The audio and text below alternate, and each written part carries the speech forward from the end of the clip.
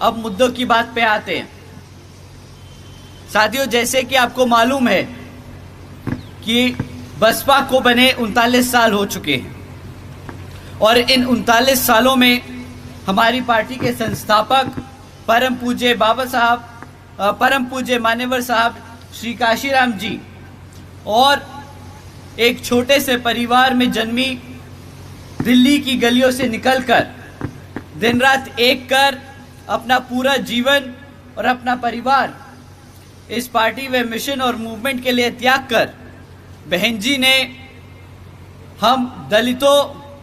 और पिछड़े समाज को राजनीतिक की मुख्य धारा में लाने का काम किया। साथ ही साथ गरीबों और कमजोरों को इतना मान सम्मान दिया कि आज कोई भी राजनीतिक पार्टी हमारे इस वर्ग को नजरअंदाज नहीं कर सकती।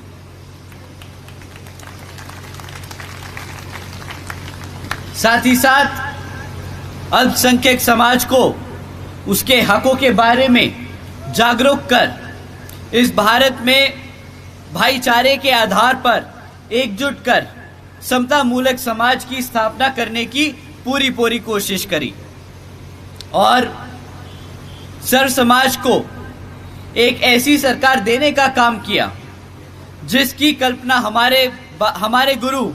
बाबा साहब डॉक्टर भीमराव अंबेडकर जी ने की थी।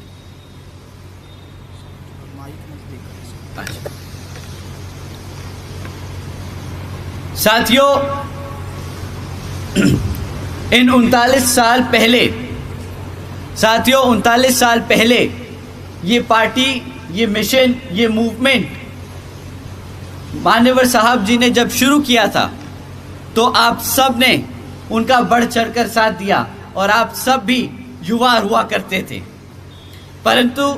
समय के साथ साथ जैसे जैसे मूवमेंट आगे बढ़ता गया, आप सबकी भी उम्र थोड़ी बढ़ती चली गई और इसी चीज को ध्यान में रखकर बहन जी ने आने वाली पीढ़ी, बोले तो अपने आने वाले भविष्य के लिए, इस मूवमेंट को जिंदा रखने के लिए एक महत्वपूर्ण निर्णय लिया कि हम सब, बहन जी ने ये मूवमेंट को आगे बढ़ाने के लिए निर्णय लिया कि आने वाली जो पीढ़ी है वो 50% हिस्सेदारी लेगी हमारे सभी कमेटी के हर स्तर पे। तो साथियों, जैसे जैसे मैं आपको बताना चाहूँगा कि आज जितना ज़रूरी हमारे लिए हर स्तर की कमेटी को बनाना है, उतना ही ज़रूरी हमारे युवा साथियों को उन कमेटियों में हिस्सा दिलाना है। साथियों, समय आ गया है कि आप सब बहन जी की तरह ही अपने घर से, अपने परिवार से, अपनी पार्टी के इस मूवमेंट को नई ऊंचाइयों तक पहुंचाने के लिए अपने बच्चों को पार्टी में शामिल कर उनको आगे बढ़ाने का काम करेंगे। साथियों, जैसा कि आप सबको मालूम है कि अब कुछ ही समय में लोकसभा के आम चुनाव होने वाले हैं और वर्तमान की बीजेपी जेजेपी सरकार आपको गुमराह करने के लिए साम दाम दंड भेद आदि का इस्तेमाल कर सकती है, पर आपको इनकी बातों में ना आकर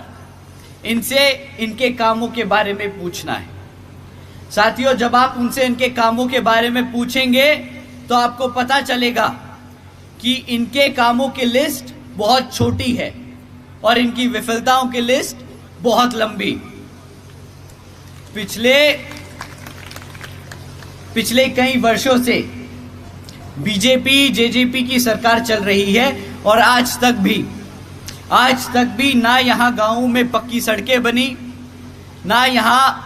घरों तक 24 घंटे बिजली पहुंची, ना यहाँ नए स्कूलों का खोलने का काम किया गया, ना यहाँ रोजगार देने का काम किया गया और ना ही यहाँ पे जाति और धर्म के आधार पर जो दंगे हो रहे थे उन पे लगाम लगाने का काम किया गया। साथियों, आज भी बीजेपी जेजेपी ने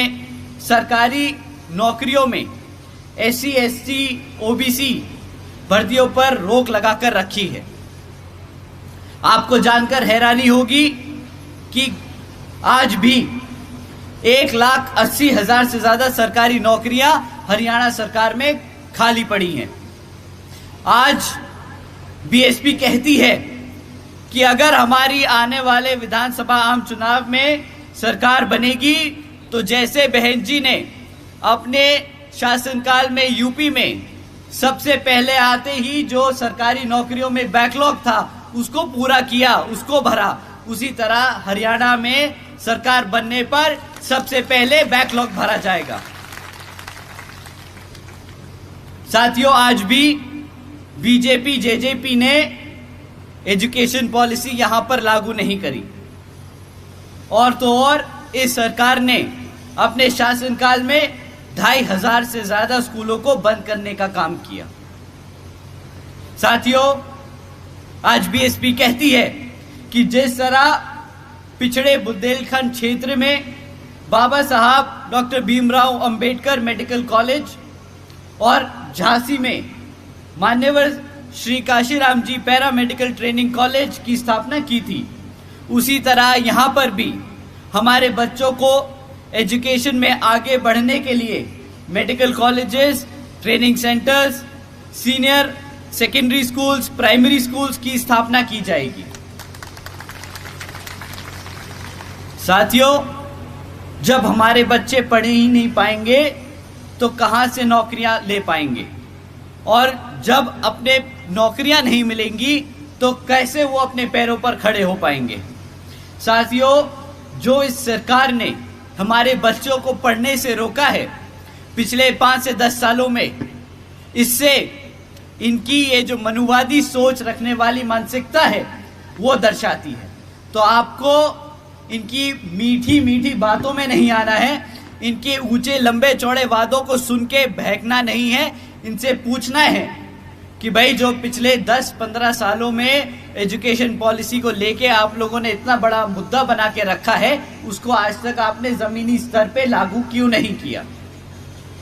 साथियों, आप सब जानते हैं कि किस तरह से हमारी आशा वर्कर्स लंबे समय से अपने हकों के लिए धरने पे बैठी हैं,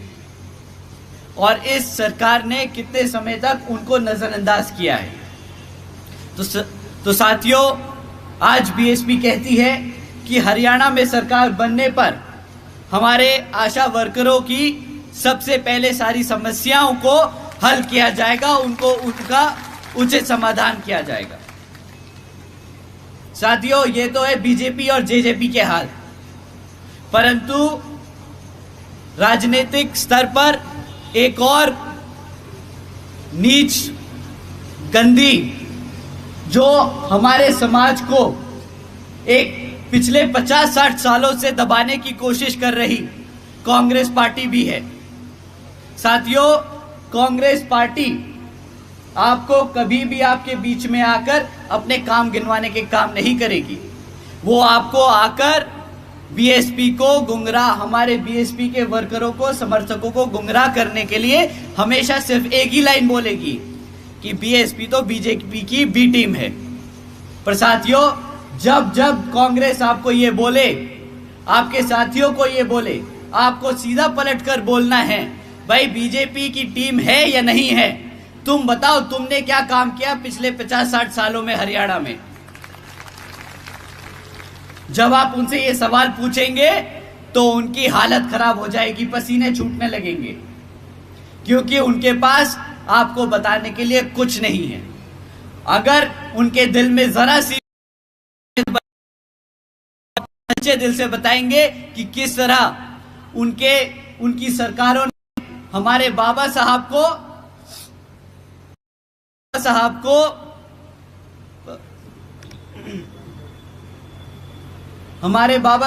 को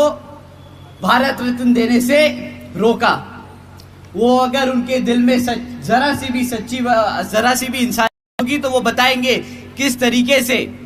उन्होंने मंडल कमीशन रिपोर्ट को लागू नहीं होने दिया। साथियों, ये कांग्रेस वही कांग्रेस है जिसने अपने सारे शासनकालों में हमारे समाज को,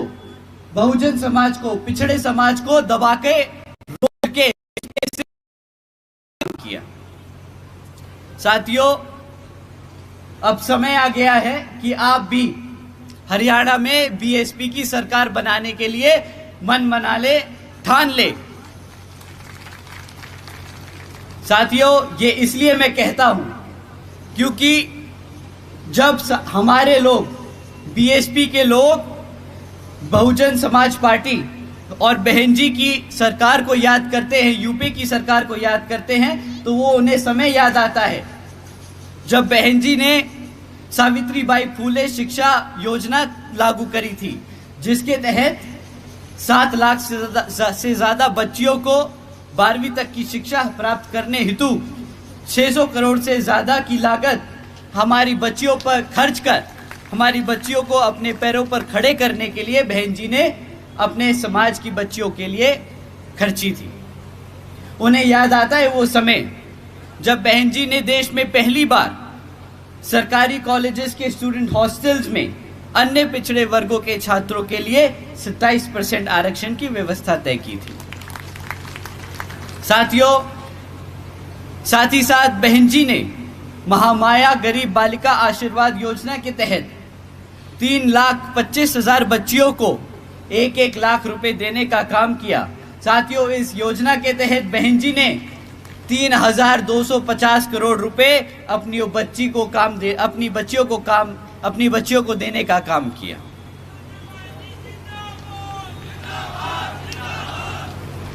साथियों, बहन जी ने सरकारी नौकरियों के साथ साथ सरकारी ठेकों में भी आरक्षण की व्यवस्था लागू की। और साथियों, याद करते हैं वो समय कि किस तरह बहन जी ने सरकारी नौकरियों की भर्ती पर लगी रोक को हटाकर बहुजन समाज के साथ साथ सर्व समाज को, सभी जरूरतमंदों को, लोगों को नौकरी देने का काम किया था। साथियों, बहन जी ने प्रदेश की व्यवसायिक technical institutions, engineering colleges, polytechnic एवं इंडस्ट्रियल ट्रेनिंग इंस्टीट्यूट्स में अन्य पिछड़े वर्गों के लिए 27% सीटों की आरक्षण तय की थी। बहन जी ने कृषि एवं संबंधित कार्यों में मिनिमम वेजेस को 55 रुपए से बढ़ाकर 100 रुपए प्रतिदिन करने का काम किया और अन्य पिछड़े वर्गों के लोगों के लिए क्रीमी लेयर की वार्षिक आय सीमा 3 लाख रुपए से बढ़ाकर 5 लाख रुपए करने का काम किया।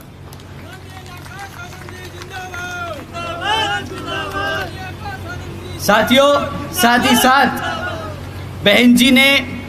गन्ना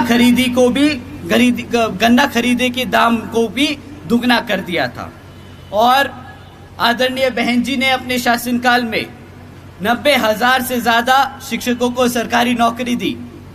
1 लाख से ज्यादा सफाई कर्मचारियों को भर्ती किया, 2 लाख से अधिक जवानों को पुलिस फोर्स में भर्ती किया। साथियों, अगर मैं ऐसे आपको आंकड़े और आपको पॉलिसी डिसीजन बताने बैठूं तो शायद पूरी रात निकल जाएगी, पर हमें अब समय आ गया है कि हमें अपने बाबा साहब के दिखाए रास्तों पर चलकर, मान्यवर साहब के बताए तरीकों को इस्तेमाल कर और बहन जी के बेबाक अंदाज को अपने दिल और दिमाग से अपनाना होगा। तो साथियों, समय आ गया है कि अब हम सब एकजुट होकर हर समाज के हर एक व्यक्ति को बसपा से जोड़ने का काम करेंगे और बता देंगे